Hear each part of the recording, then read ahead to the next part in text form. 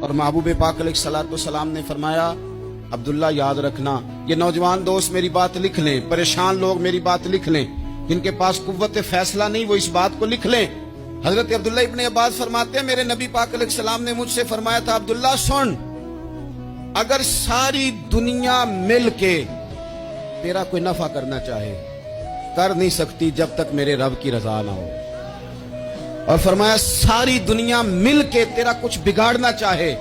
تو عبداللہ بگاڑ نہیں سکتی جب تک رب کریم کی حکمت کا تقاضا نہ ہو۔ لوگوں سے ڈرنا، لوگوں کی طرف دیکھنا،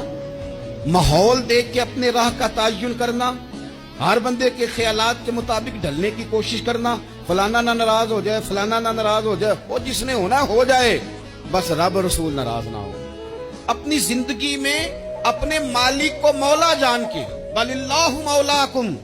اللہ تمہارا مولا ہے، وہو خیر الناصرین، وہ بہترین مددگار ہے، توجہ جب بھی کریں رب کی جانب کریں، اپنے دل کا قبلہ درست رکھیں۔